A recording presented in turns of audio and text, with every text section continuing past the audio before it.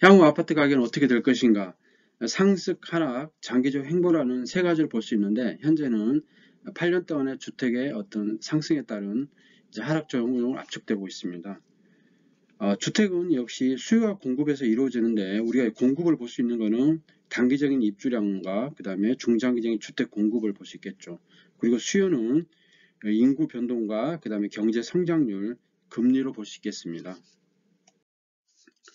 수도권 아파트 4가구 중 1가구가 깡통 전세라는 어떤 보도가 있었습니다. 2022년도에 거래된 아파트를 이렇게 조사를 해봤더니 서울, 경기, 인천 전용 40제곱미터 이상 아파트 국토부 실거래가 공개 시스템을 분석을 해보니까 이제 깡통 전세라는 겁니다. 깡통 전세라는 거는 전세 가격이 매매 가격보다 더 높은 경우죠.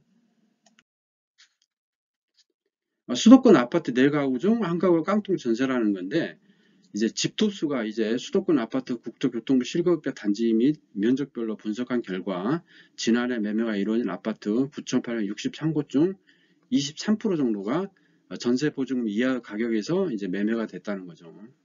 그래서 보면은 그 비중이 이제 점점 이제 커지고 있는데 아무래도 이제 올해는 더 커지지 않을까 이렇게 생각합니다. 왜냐하면 경기 침체에 기준금리도 굉장히 높게 형성되어 있고 또 현재 이제 전세적으로 이제 전 세계적으로 이제 경기 침체가 굉장히 심하기 때문에 아무래도 이제 깡통 전세가 우리가 이제 빌라라든지 아니면 다가구 같은 거 다세대 이쪽에서만 됐었는데 아파트 쪽으로 이게 옮겨가고 있는 것으로 이렇게 보입니다.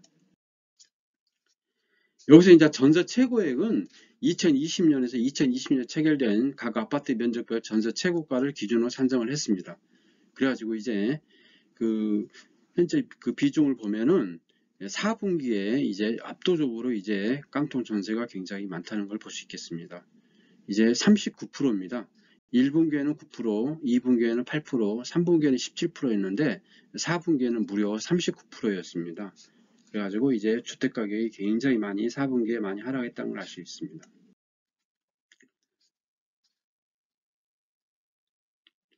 그 이게 이제 그 가장 이제 크게 됐던 이유 중에 하나가 이제 아무래도 이제 그 주택 가격이 굉장히 이제 급등했다는 2020년부터 해가지고 2021년도까지 주택 가격이 굉장히 급등을 했는데 이제 그때 이제 전세 가격, 전세 계약을 한 사람이 많아가지고 그 전세 가격에 비해 가지고 이제 주택 가격이 많이 하락을 했다는 거죠.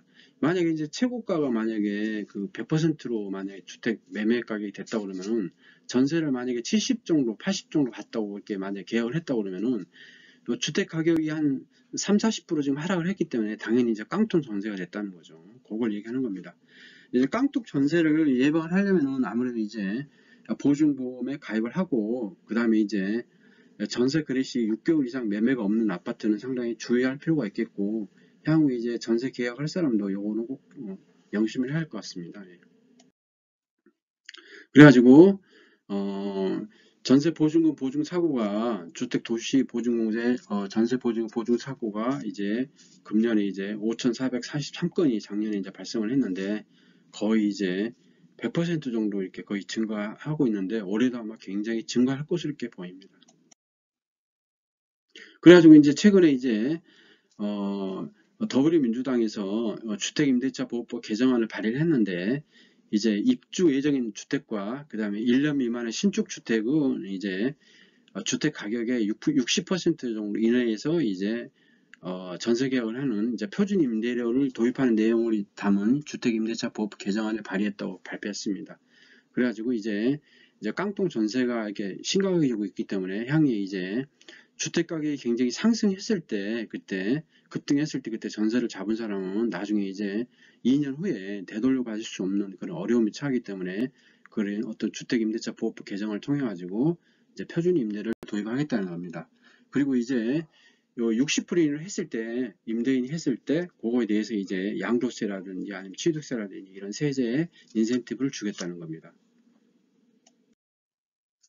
그 최근에 이제 우리가 이제 주택은 이제 사용을 이제 하죠. 그리고 그 사용에 대해서 이제 어떤 이제 임료를 지급하는데 이제 그 우리가 이제 보통 이제 전세라고 하죠. 전세가 있고 그 다음에 일부 이제 그 보증금을 걸고 또 이렇게 월세로 지급하는 전세와 월세에 또 플러스가 있겠고, 최근 이제 또 순수한 또 월세만 있겠죠. 또 최근에 이제 월세 대신에 보증금은 주세, 그러니까 일주일 단위로 계산하는 그런 게 이제 굉장히 급증하고 있다는 겁니다. 즉 전세 사기에 이제 세입자들이 굉장히 불안해가지고 주세로 하고 있다는 거죠.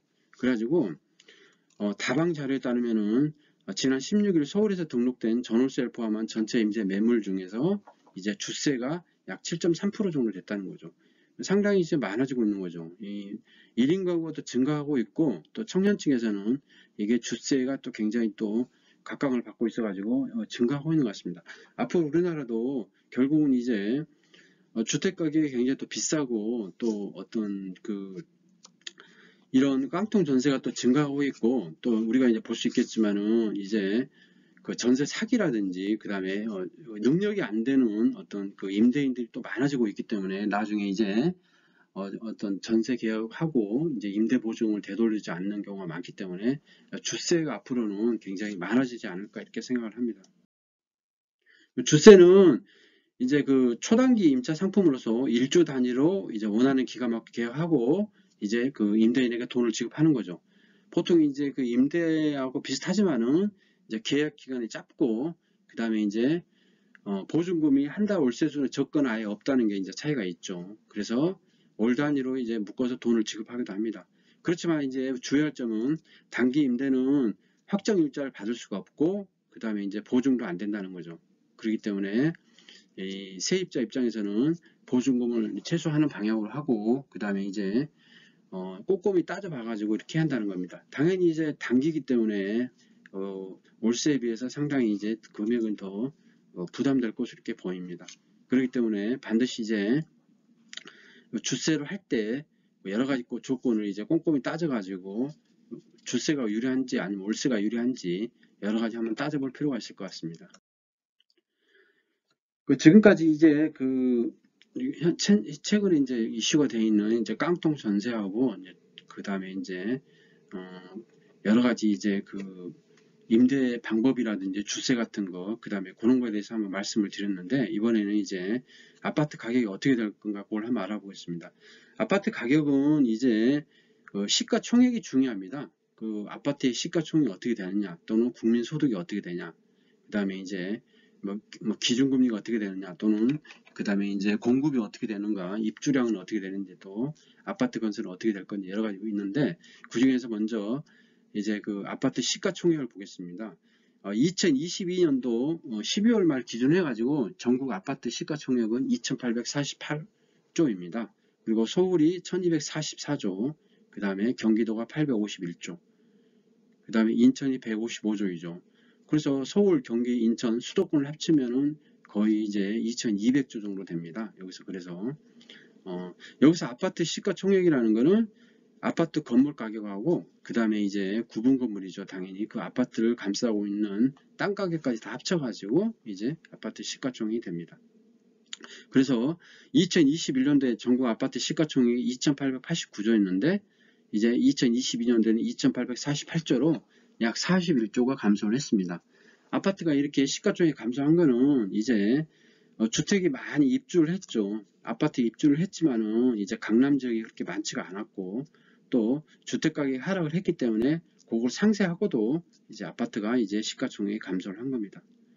서울 아파트는 2020년 1월 달에 913조였는데 2022년도에 12월 달에 1244조였습니다. 그래가지고 약 330조가 2년 사이에 증가를 했습니다.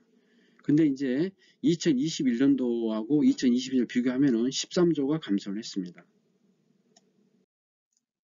우리나라 이제 2000년 이후에 우리나라 GDP하고 그 다음에 주택 시가총액 비율을 보면은 이제 2021년도에는 주택이 가장 비쌀 때가 주택의 시가총액이 6,534조였습니다.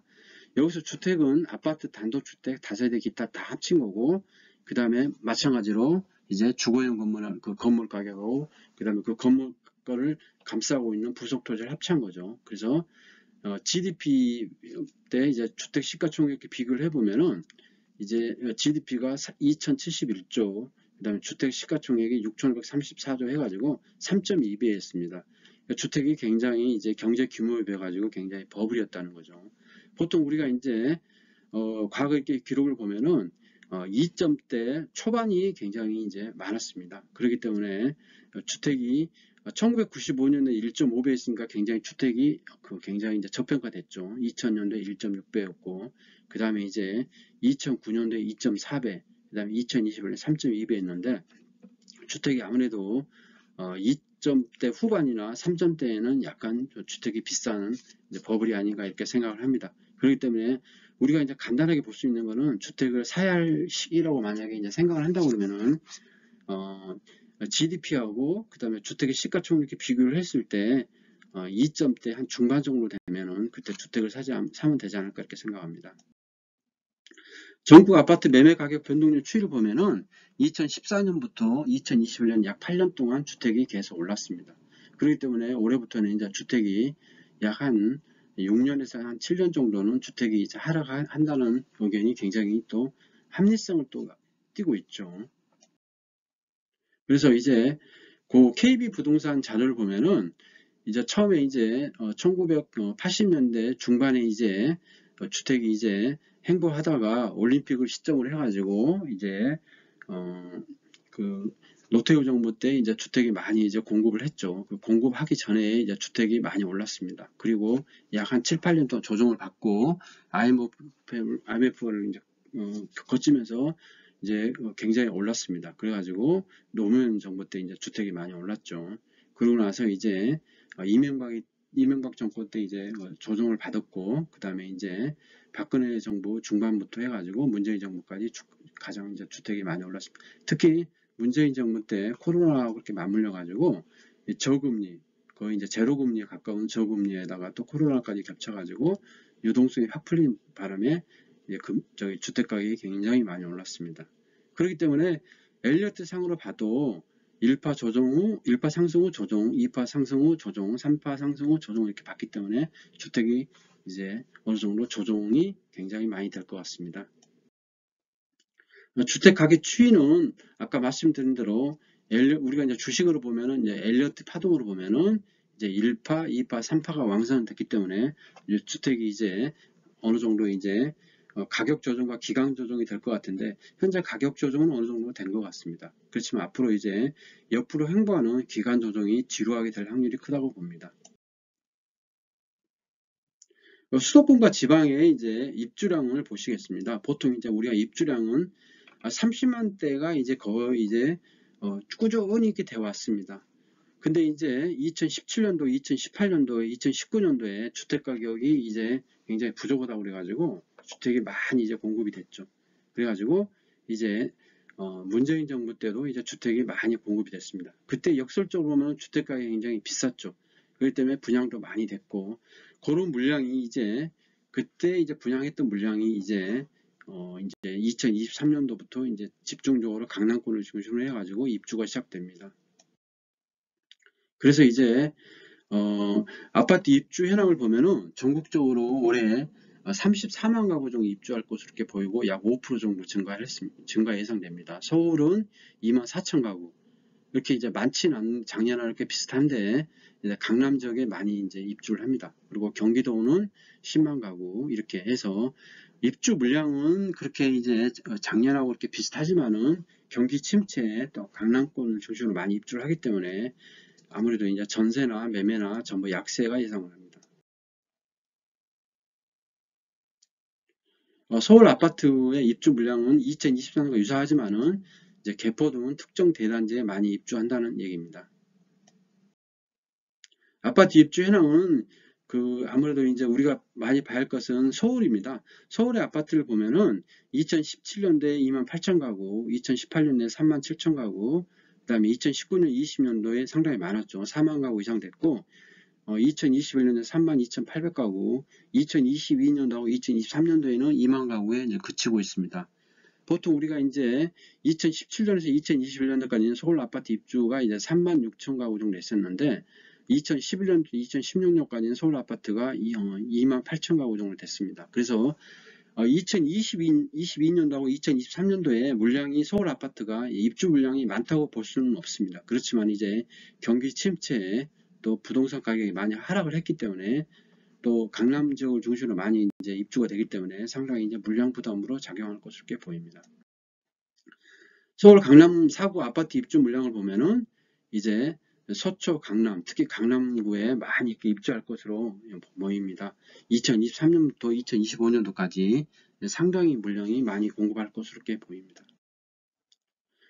그리고 이제 중장기적으로 270만 호 주택 공급 계획을 얼마 전에 이제 국토교통부에서 발표를 했는데, 이제 우리가 이제 주택은 크게 세 가지를 봅니다. 정비사업, 이제 재건축이나 재개발을 통한 정비사업, 그 다음에 신도시 개발은 공급 택지 개발, 그 다음에 기타 산업으로 하고 있는데, 우리가 이제 수도권에서는 이제 정비사업을 통해 가지고 이제 37만 가구 정도 이렇게 공급될 것으로 이렇게 보입니다. 서울에서는 24만 가구 정도 이렇게 보이고, 이제 수도권에서는 이제 공공택지를 통해서 62만 가구 정도 공급할 것으로 보입니다. 특히 이제 고양이라든지 이제 김포 쪽 이쪽에 이제 신도시가 많이 들어설 것 보입니다. 남양주라든지 이런 쪽으로.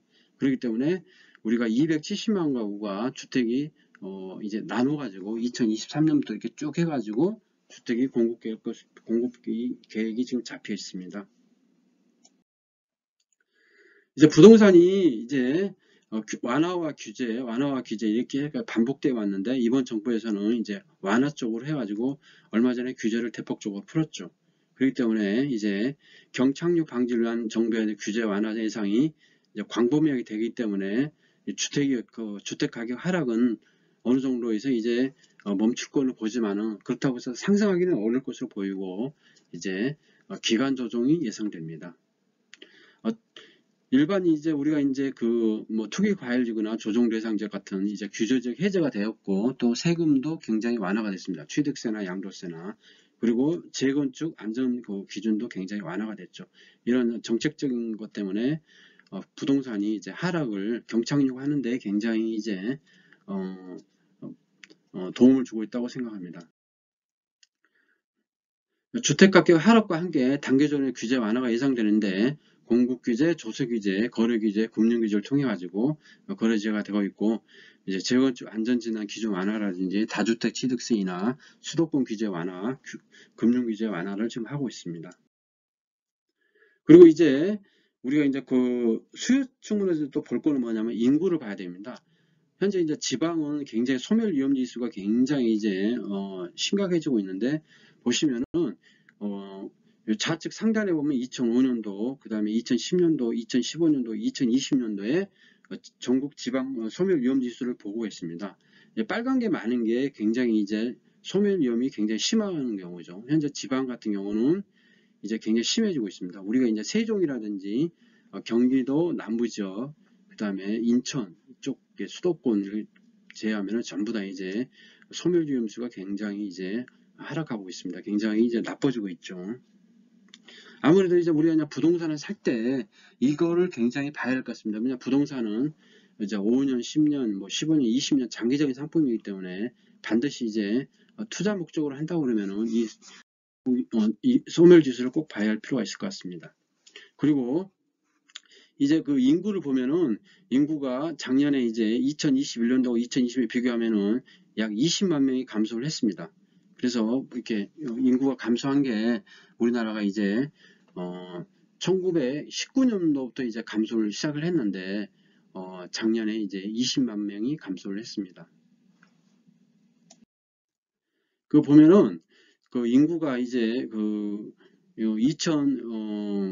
2020년도부터 해가지고 이제 인구가 조금씩 감소를 하다가 이제 드디어 이제 2022년 돼가지고 20만을 거의 이제 감소를 했습니다. 물론 이제 코로나는 어떤 특성이 있겠지만은 아무래도 이제 노령화라든지 심해지고 또 그런 요인도 상당히 이제, 그리고 또 출산율이 워낙 또 저조하기 때문에 굉장히 이제 사망자는 더 늘어날 것으로 이렇게 보이기 때문에 인구 감소는 가속화될 것으로 이렇게 보입니다.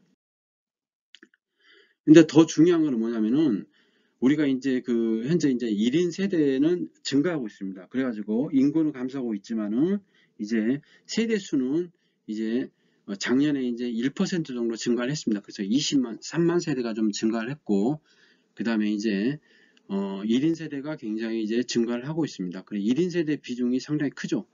우리가 이제 보통 이제 평균 세대 원수는 2.17명입니다. 쉽게 말해서 우리나라 인구가 5,100만인데 약 한 집에 2.17명이 산다는 거죠. 그래가지고 인구는 감소하고 있지만은 또 세대 수는 증가하고 있기 때문에 주택 가격 하락에 또 이게 버티고 있는 것 같습니다. 그 연령이 이제 그 연령별로 보면은 굉장히 이제 중요한 게 뭐냐면은 60대 이상이 굉장히 증가하고 있고 70대 이상도 증가를 하고 있죠. 그렇지만 10대 그다음에 10대 미만은 굉장히 감소를 하고 있습니다. 그리고 20대 쪽도 감소를 하고 있죠.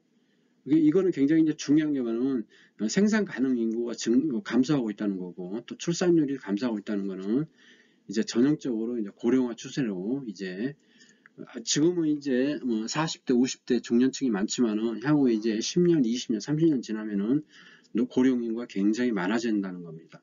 거의 이제 한 20년, 30년 뒤에는 거의 이제 60세 인구가 우리나라 인구의 거의 60%이 차지 않을까 하는 그런 생각을 하고 있습니다. 그래서 이제 현재는 우리가 이제 우리나라 인구를 보면은 10대 미만이 약 6.87%, 10대하고 20대가 21%, 그 다음에 30대, 40대가 28%, 50대, 60대가 31%입니다. 그래서 보면은 전체적으로 보면 이제 항아리 모양인데 70대 이상이 11%인데 향후에 이제 20년, 30년 후에는 고령화가 굉장히 많아질 것으로 보입니다. 그렇기 때문에 부동산을 이제 투자하실 분은 아까 어떤 지방의 어떤 소멸 지수라든지 그 다음에 인구 분포도 그 다음에 그 아파트의 개발 가능성 그 다음에 수익성 여부 이거를 꼭꼭 따져보시고 아파트 어떤 부동산에 투자하는 게 현명하다고 생각합니다. 그리고 이제 2020년 시도별 인구수이 2001년 대비해가지고 증가를 보면은 서울이 약 8만 명 감소를 했습니다. 그리고 부산이 3만 명, 대구가 2만 명, 인천은 한 2만 명 정도 증가를 했습니다. 그리고 경기도도 2만 명 정도 증가를 했습니다. 결국 보면은 지금 현재 우리나라에서 이제 인구가 증가하는 지역은 이제 인천하고 그 다음에 경기도뿐입니다. 아무래도 이제 그 세종하고 세종은 이제 특별한 어떤 공무원들이 많기 때문에 그런 것도 있지만은 이제 인천과 경기도는 택지 개발을 통해 가지고 신도시를 많이 개발했기 때문에 또 서울에서 워낙 전세값이 비싸니까 인천 경기 쪽으로 많이 빠지다 보니까 이렇게 증가를 하고 있는데 경기도도 그 증가함이 굉장히 둔화되고 있습니다. 결국은 이제 인구가 작년에 20만 명이 감소했다는 거 이게 또 굉장히 중요하다고 생각합니다. 이제 2023년도 이제 경제 성장률을 보겠습니다.